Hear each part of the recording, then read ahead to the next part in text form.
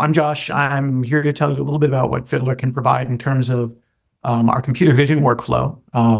So what we did over the last 6 months or so, we've had a lot of developments. And I think one thing that's cool about this stuff is some of the underlying technology for doing things like you'll see with tracking unstructured drift has the same bones as the large language model stuff.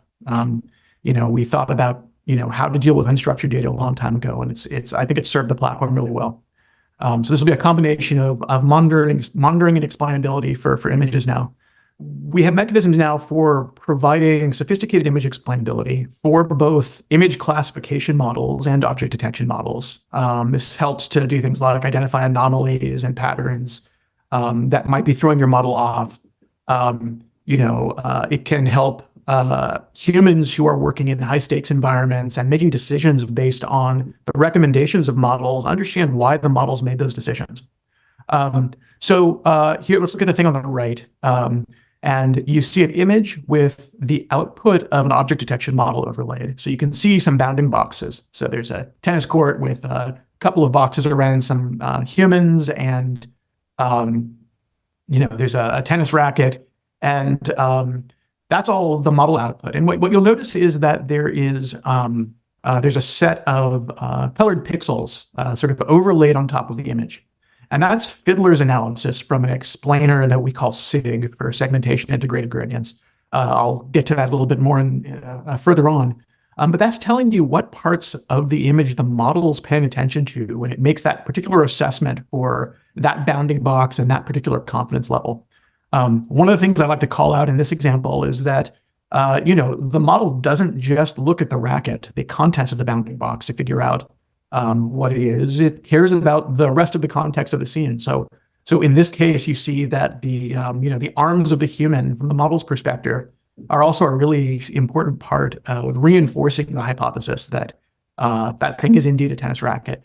We see a similar thing with like snow skis and ski poles, where the model says these are skis, but it's also paying attention to the fact that there are poles in the hands of the human. You could imagine a situation where there's some sort of spurious association that the models learn that's not appropriate. This could give a human the ability to veto a bad decision based on human contextual understanding, and help a model developer improve the model. And then just like we'll show you for the natural language, large language model case, we also take advantage of this UMAP sort of manifold representation to help users understand, where their data might be, that's coming in production time, how that might be different from baseline data. So you can see on the left side, we have blue and orange dots. Blue represents points that are, baseline model inputs, image inputs. The orange is coming in from production time, and you see there's a little bit of a discrepancy between the blue band that the model may have been trained on and the orange band that's production. So that's telling you something about what's changing in the world, and it helps you diagnose what, whether your model may be operating in a regime where it's not, not an expert. The other thing that this is really helpful for is, as we'll show you for the language use case, you can overlay additional information. So if you have various kinds of human feedback or metadata, you can layer that on top of this. In a world of unstructured data where it's a little bit hard to draw a box around, a certain, loan applicants with an income above, $50,000 on the East Coast, you could do that with structured data. In the unstructured data world, you need tools that can help you localize failure modes of your model, and that's what this UMAP manifold representation provides for you. So it helps you isolate problem nodes also. Here's an image classification use case. So instead of bounding boxes, in this case, we're talking about a model that is, in this case, looking at sonar images of wrecks on the seafloor. So there are 3 different classes: planes, ships, and then just empty seabed. And in this case, if you look at the image on the left, the model was, it thought that was a ship. And so the explainability capability in Fiddler, using the integrated gradients explainer, is telling you what the model is looking at. So if you look at the blue pixels on the right side that are overlaid, what you can see is this particular model pays a whole lot of attention to the acoustic shadow that's cast by the object on the seabed. And if you squint your eyes, you might sort of convince yourself that that looks a little bit like a ship in this scenario. So, identifying spurious kind of inappropriate things that the model may have learned from your data set, an oversight in your data set, or just characteristics that are spuriously correlated there, that can be really important to understanding failure modes of your model. In this case, what we see is that this particular model with the sonar has vulnerabilities to uneven seafloor, like if there's a lot of rocks or there are cracks. That's a case where the acoustic shadow is thrown in a particularly funny way. So, for a model developer, this is a really helpful tool for identifying vulnerabilities. Yeah, great. So I mentioned two explainability algorithms. One is integrated gradients for image classification, and one is SIG for object detection. Awesome. And now here's how we monitor drift, right? And this again is this kind of common blood between the natural language and the computer vision. It's that we're dealing with unstructured data. We've developed and patented an algorithm for tracking drift in vector distributions. And so you can represent model inputs, whether they are images or natural language, as embeddings. And you can look for how those embedding vectors, how those distributions shift around in that high dimensional space. And by measuring that, you can determine whether there is some change in the world or where your model is being operated that could be affecting its behavior, its performance. What you'll see in this graph here, there's 3 different images overlaid. That's just overlaid for kind of the slide. But what we've done is taken a set of images and blurred them in sort of 3 different groups.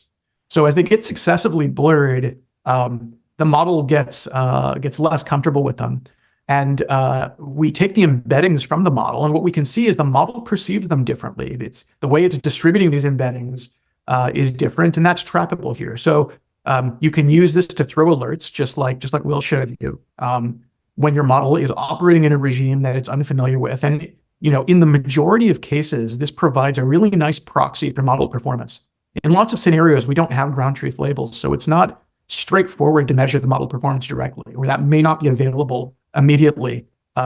But tracking these shifts in these vector distributions of the input images or input language in Will's case often provides a really good proxy. And it's a great signal for model developers to take a look and see if there might be a problem there. Great. And then this is just jumping back into this, using that UMAP representation for root cause analysis. It allows you to identify data patterns that differ from your production, where your production differs from your reference data. It lets you pinpoint sort of high density clusters that may have emerged, new kinds of data points that may not be reflected in your training data.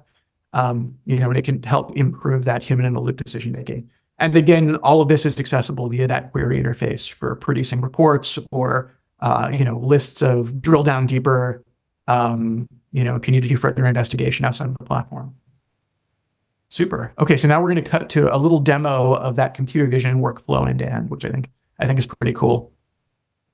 Awesome. Okay, so now what we're looking at here is a dashboard that's been composed for this computer vision model.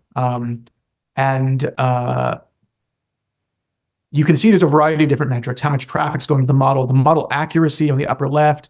Vector drift is the one I was just showing you. We're looking at the change in the distribution of embeddings of the input images.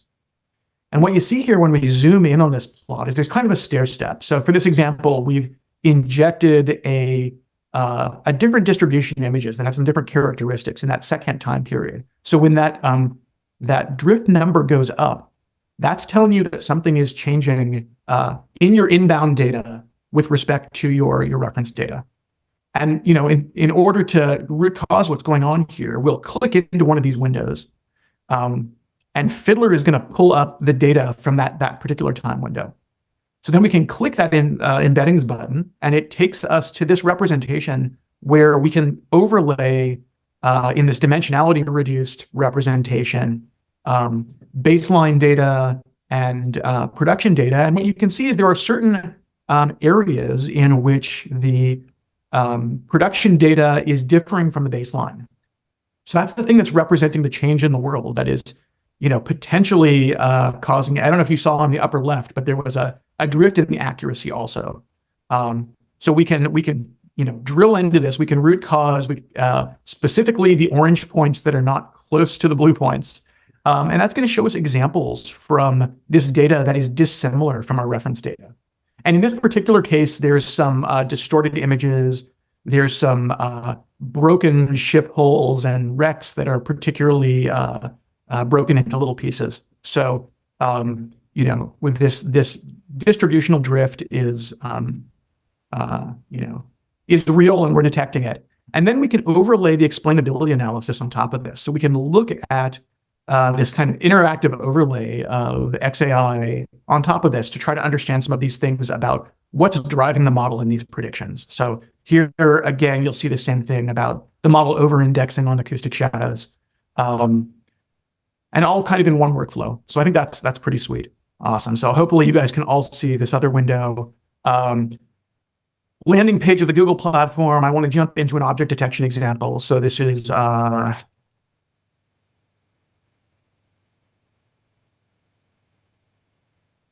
I'll pull up this, we'll just pull some reference images from our reference set. So I've just retrieved a bunch of data from, our reference set. And I'm going to click this light bulb to get the explain interface.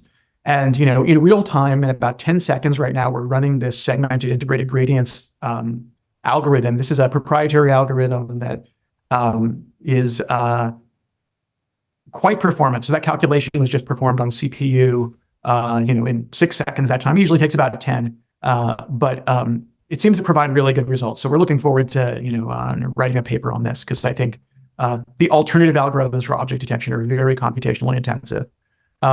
So here you can see an image. It's just a scene from a kitchen, and the model, the user's model, your model, has proposed a bunch of bounding boxes around different objects. So that's been fed into Fiddler.